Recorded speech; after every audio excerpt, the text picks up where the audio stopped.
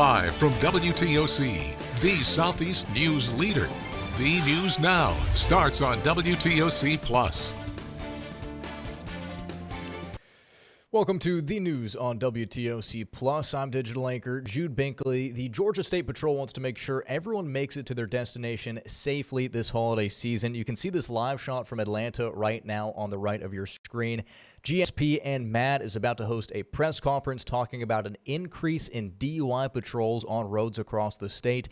That is expected to start momentarily, but until then, we do have some other top headlines for you because starting today, St. Joseph's Candler will enact visitor restrictions due to the increasing number of flu cases in the region. The visitor restrictions affect all facilities, including the 5 you're seeing on your screen right now. Here's what those visitor restrictions mean. If visitors have not been vaccinated this season for the flu, or if they have any symptoms of respiratory illnesses, then they will be asked to wear a mask. Anyone under the age of 18 is not permitted to visit patients at the locations during the restrictions. And if anyone's planning to visit the facilities and they feel sick or have symptoms, they're asked to not visit patients. Now, this all comes as flu cases are up around the country. The CDC is reporting more than 4 million cases so far just this season. There's also been 1,900 deaths in the U.S. alone, including 3 children. Doctors in the CDC say the best protections is to get the flu vaccine. However, a Johns Hopkins University professor says this year the shot might not be enough because of the dominant strain that's been causing the surge. It has mutations that may allow it to evade some, but not all, of the influenza vaccine-induced protection.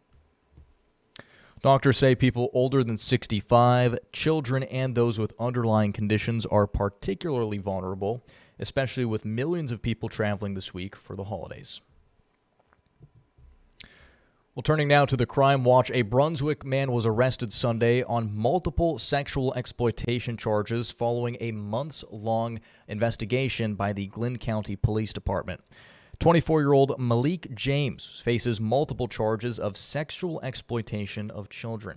The investigation started back in September when GCPD investigators received information about the suspected crimes. Detectives executed a search warrant on Sunday at a home on Darien Highway. Now, during that search, investigators seized multiple electronic devices believed to have been used in the sexual exploitation of children. James was interviewed and arrested following that search. He was taken to the Glynn County Sheriff's Office Detention Center. Well, we continue to follow developing state news here on WTOC Plus. 3 men are on the run after escaping the DeKalb County Jail early this morning. All 3 men are considered dangerous and potentially armed, and they face charges including murder, armed robbery, and arson. Mary Kate Hamilton with our sister station in Atlanta has the latest. Hey, she heard something in the vents over there by commissary. Hey, go ahead and cut your spotlight off. We don't want them running around. If we heard noises, we want them to stay where they're at. Just set up the perimeter and keep eyes on the roof line. You just heard dispatch sound from this morning, likely from around the time officers realized these men may have been missing. All of these men have a long rap sheet. Charles Stevenson faces charges in DeKalb County of murder and armed robbery. He was also convicted in 2023 in Florida for carjacking, kidnapping, and robbing 5 victims in Miami, some who he had connected with using the dating app Grindr. Also in 2023, he pled guilty to false imprisonment, aggravated sodomy, 2 counts of kidnapping, 2 counts of armed robbery, and 2 counts of aggravated assault in Gwinnett County. He was ordered to serve a life prison sentence with the possibility of parole. Yusuf Minor is charged with 2 counts of armed robbery and 2 counts of possession of a firearm while committing a felony. In 2024, he was convicted on malice murder, felony murder, 2 counts of aggravated assault, and possession of a firearm while committing a felony. This after Minor shot and killed a woman in 2022 for stealing a $100 bill from him. And finally, Neod Johannes is charged with simple assault, arson, and unlawful acts of violence in a penal institution. Again, all 3 of these men are considered dangerous and could be armed.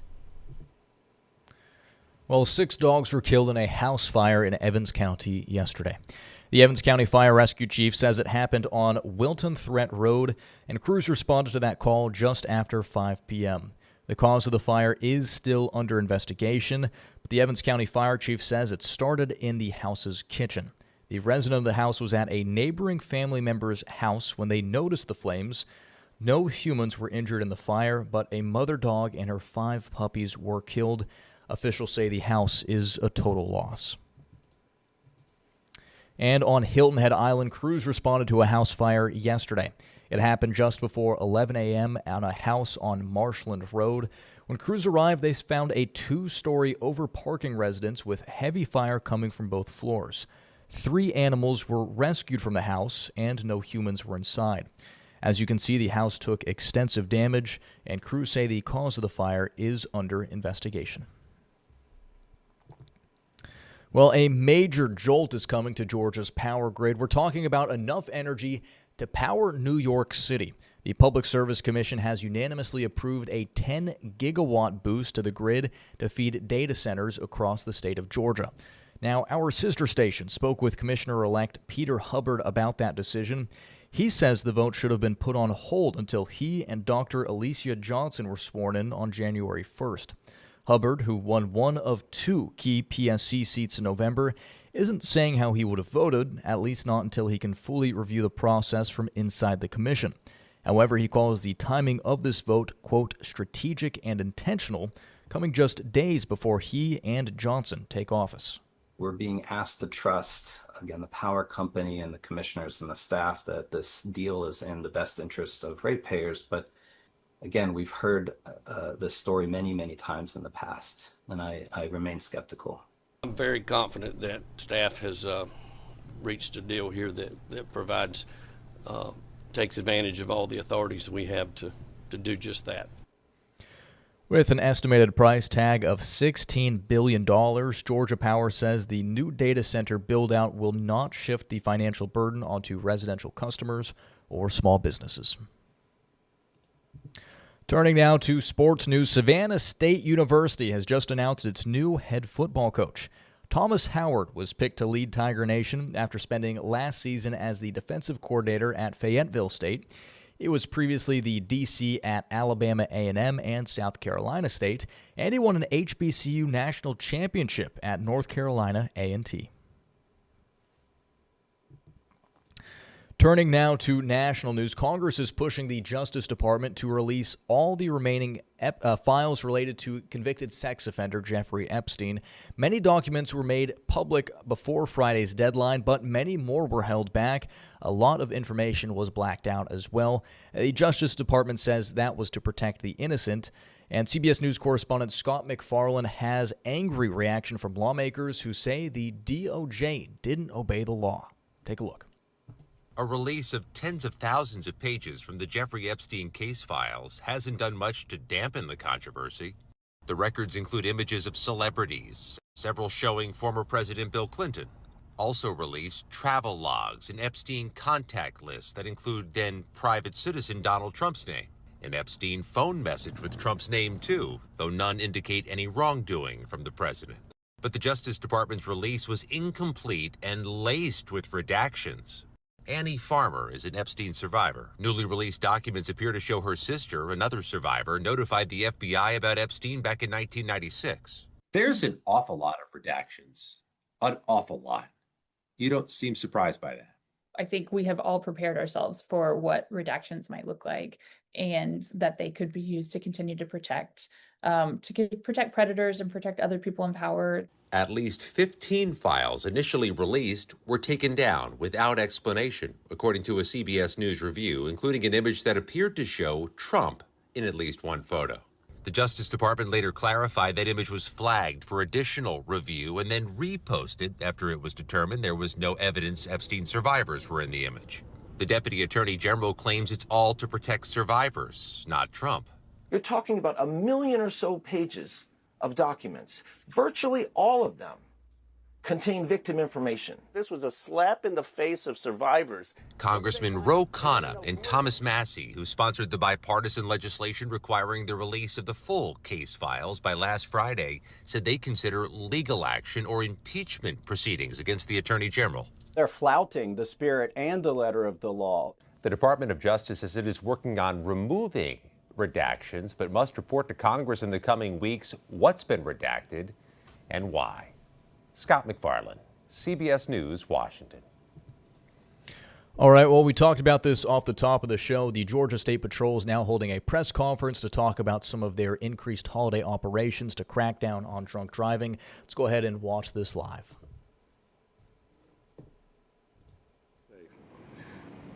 Traffic laws are not suggestion. They exist to protect you, your loved ones, and everyone also sharing the road. One of our greatest concerns during this holiday season is impaired driving. The consequences of drinking and driving can be devastating and life-changing, not just for the drivers, but also for the innocent people and families as well. We urge everyone to be responsible this holiday weekend. If you plan to drink, do not get behind the wheel and drive. There are safe alternative measures available. Make arrangements ahead of time, use a designated sober driver, take advantage of rideshare services, or call a sober friend or family member. These simple decisions can prevent tragedies. We ask for your help in keeping Georgia roadways safe by making smart choices and by encouraging those around you to do the same. If you see a friend or loved one who has been drinking, speak up and help them find a safe way home during this holiday season. As you travel this Christmas and New Year's holiday season, please buckle up, slow down, stay alert, and never drive impaired. Let's look out for one another and make this a safe holiday season. Thank you and safe travels.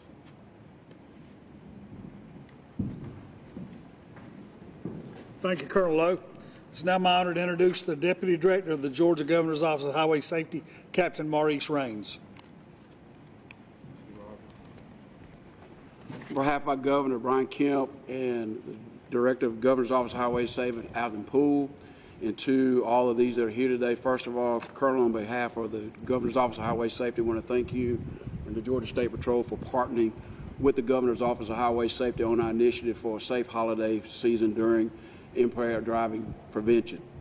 We have two main goals for this holiday season, and those two goals are, one, that no one is killed or seriously injured in a traffic crash on our roadways. The second goal is that troopers and local law enforcement will not have to arrest anyone for driving under the influence of alcohol or drugs. No one drives DUI means that everyone makes the right choice. In making the right choice, that means nobody gets hurt, nobody goes to jail. And when this happens, there's no crashes, which can cause someone to lose their life or be seriously injured in a crash. No family loses a loved one. Everybody knows that these things are completely 100% preventable. No one has to drink and drive. No one has to make that selfish, unnecessary choice on getting on our roadways during the holiday season. That being said, unfortunately, we do know someone is going to make the wrong decision, and that is trying to drive while impaired. Knowing that, I want everyone to be aware that our state troopers, our local law enforcement, police department, and sheriff's department will arrest you if you're caught for driving under the influence of alcohol. Zero tolerance means just that, zero tolerance. No warnings, no getting a break, no calling a friend to take you home for a ride. That decision is going to be made when you make that decision to drink and drive. You will be arrested. So we want everyone to know that not only that DUI arrests cost a lot of money, thousands of dollars could be for the sake of you making the wrong decision to drink and drive. Your insurance costs could go up tremendously because of that one bad decision. Please help us make our roadways safe. Don't get behind the wheel while driving under the influence. Know this, many Georgians are going to be traveling our roadways. They're going to be out for the next 2 weeks with family and friends over the holidays. We want everyone to have their family member at the table, having dinner, having a good time, and having fun, because no one made the decision to drive while impaired. We also want everyone to be aware that you must wear your seatbelt. Wear your seatbelt and restrain your children when you're traveling. Pay attention to the roadway. And know this, we want everyone to arrive safe, and you can do that by making sure you don't be impaired while driving. Again, on behalf of Director Allen Poole and our governor of this great state, we wish everyone a Merry Christmas and a Happy New Year.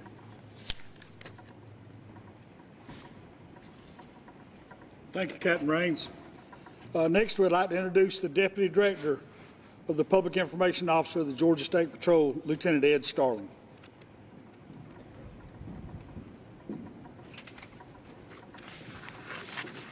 Good afternoon. Over the course of the next couple of weeks during the holiday travel period, we will expect to see increased traffic on the roadways.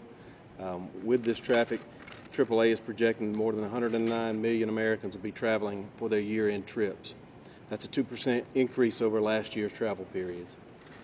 With that increase in traffic, the Georgia State Patrol remains committed to safe roadways throughout the holidays. Troopers and officers will be on patrol statewide with increased patrolling. Their mission is to assist stranded motorists, to enforce traffic laws, and to investigate traffic crashes. Our troopers will be visible on the interstates, state routes, and local roadways. And I want to be clear, our enforcement efforts are not about writing tickets. They're about saving lives. We know from experience that seatbelts, distracted driving, and impaired driving are the leading causes of crashes year after year. During last year's Christmas and New Year's holiday travel periods, troopers and officers issued over 10,000 citations. They issued more than 18,000 warnings, and our agency investigated 7 out of the 10 fatal crashes across this state. Those fatal crashes involve parents, friends, family members, loved ones whose lives will be changed forever. Traffic laws are designed to protect you on the roadways and protect your passengers and everyone else sharing the road. We've also seen the consequences for poor decision making during this time. Last year, our agency arrested more than 360 impaired drivers for DUI. These are completely preventable incidents, and together we can do better. As we begin the holiday season, we'd ask every driver to make responsible choices.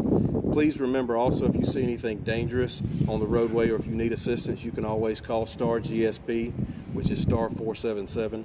We'd also encourage you to follow us on our social media accounts as you can throughout the year.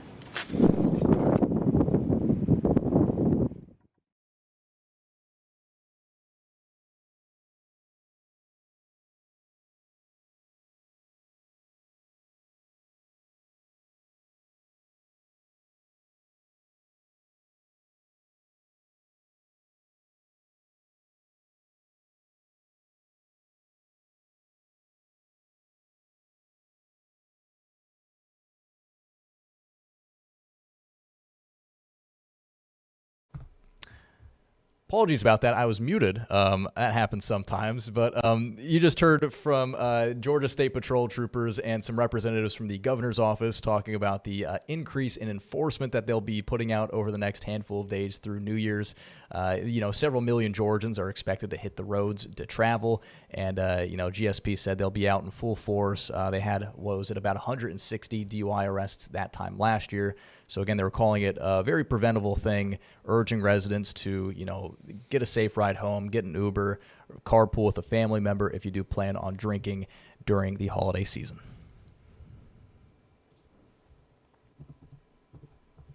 All right, well, police in Port Royal are investigating a pint-sized prankster who's been playing some holiday hijinks. And Tyler Mannion joins us now here on Plus with a look at the story. Tyler, what's going on? First, am I muted, Jude? You are not muted. Okay. You're good. I unmuted you. I muted myself. Oh, so yeah. See, I could have said something ridiculous and my mic would have been hot. That's the lesson, folks. Hot mic, always possible. There you go. Our story here today is a fun one. You guys see it right there, the Elf on the Shelf. It's something that I think a lot of families are familiar with really around the country now, something that when I was growing up, we didn't really have. I don't think it was that popular. But Port Royal PD, they've got an elf of their own. Her name is Holly. You see her right there. She stole some evidence that's on the left. You got the FBI Academy brick on the right from one of the people that works there that just graduated from just went through a class at the FBI National Academy.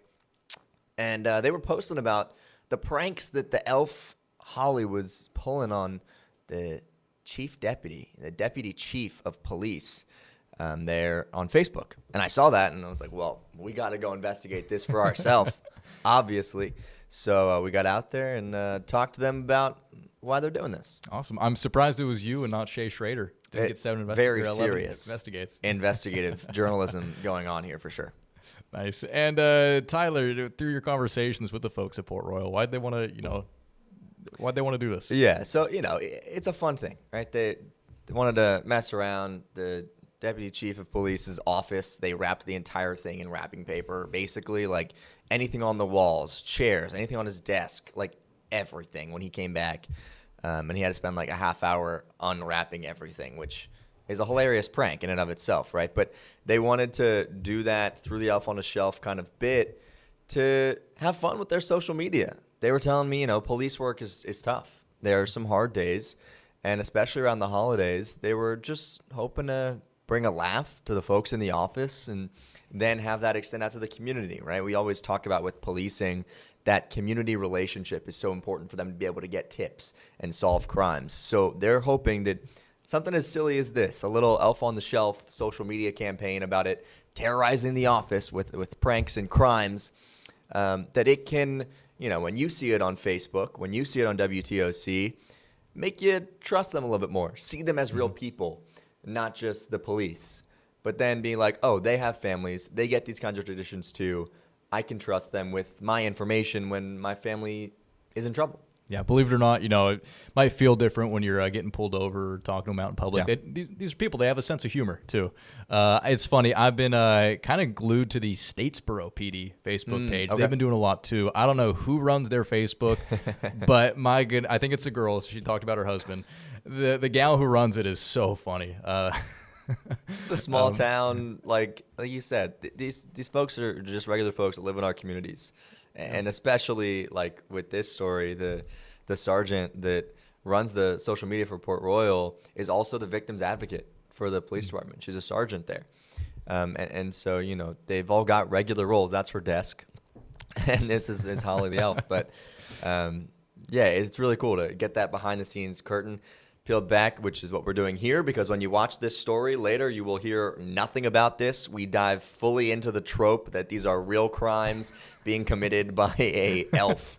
So we spoiled the reveal a little bit here. We do. We give the WTOC Plus exclusive here, the behind the scenes. I gotta ask though, these stuffed animals that we're seeing are these are these officers? What is this? Yeah. These are officers of the law for sure. They are part of the investigations unit. No, so this is hilarious. This is one of the little pranks that they set up for the elf to go through. Was essentially that she called a staff meeting to go over the naughty or nice list. And the staff meeting, as you can see, all the heavy hitters are out there. You got the purple dinosaur of some kind, an octopus, a little banana.